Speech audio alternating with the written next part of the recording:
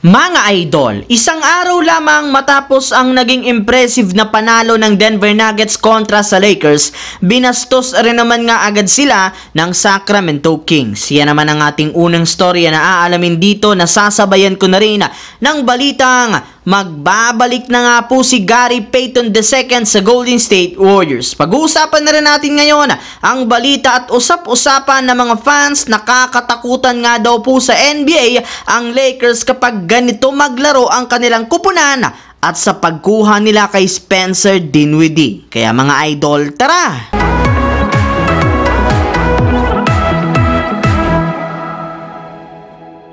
Napatunayan pa rin naman ng defending champions na Denver Nuggets na kayang-kaya pa rin naman nga po nilang talunin ang Los Angeles Lakers kahapon. Ngunit sa pagpunta nga po nila sa pangalawang game ng kanilang back-to-back laban sa Sacramento Kings, bigla na lamang nga pong nanlamyan ng husto ang kanilang buong team. Sa katunayan, bagamat man maaga silang nakadikit sa simula ng laban, hindi rin naman nga nila nasabayan pa ang napakainit na opensa ng Kings simula second quarter hanggang sa pagtatapos ng laro na tapos sa score na 135-106. Yes mga idol, literal tinambakan sila dito ng Kings na pinangunahan ni Malik Monk na nagtala ng 23 points off the bench at si Domantas Sabonis na gumawa ng triple-double, 17 points, 17 rebounds, 10 assists. Hindi rin naman dito nakapalaga ang mga players ng Nuggets na tumalo sa Lakers noong nakaraan na sina Aaron Gordon na meron lamang 14 points at si Jamal Murray na kumana lamang ng 12 points. Samantala, dito naman tayo sa ating pangalawang storya sa balitang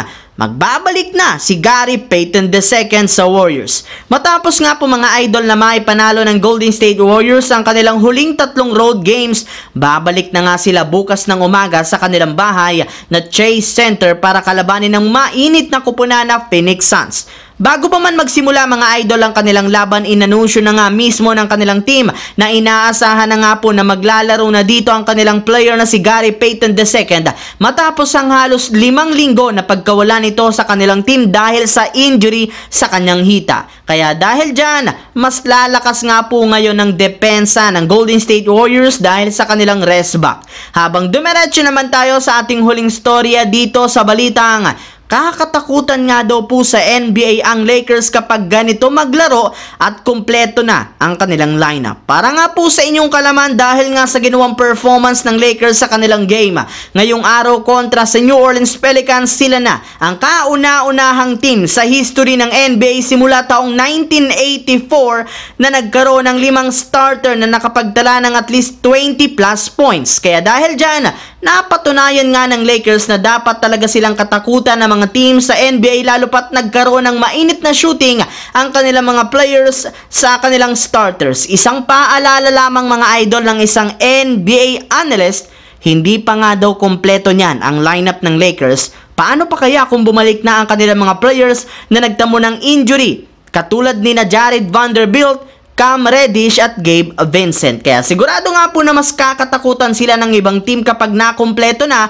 ang kanilang lineup. At ang maganda pa nga po dyan, meron pa rin naman ngang tinatagong alas ngayon ng Lakers sa kanilang lineup kagaya na lamang ng inaasahang paggamit nila ng 3-guard lineup kapag nakuha na nga nila sa wakas si Spencer Dinwiddie sa buyout market. Yes mga idol, kapag nagawa na nga yan, may pangtatandem nga nila siya kina D'Angelo Russell at Austin Reeves bilang trio guard sa kanilang rotation na siyang magpapalakas at magpapabilis ng pace ng opensa ng Los Angeles. So that's it mga idol, ang ating bagong video ngayon. Once again, this is your J-Zone TV. Don't forget to subscribe at syempre pindutin ang notification bell sa akin channel para lagi kayo maging updated sa mga videos na pinapalabas ko. Isang malaking shoutout sa lahat mga idol. Maraming salamat po sa panonood ninyo.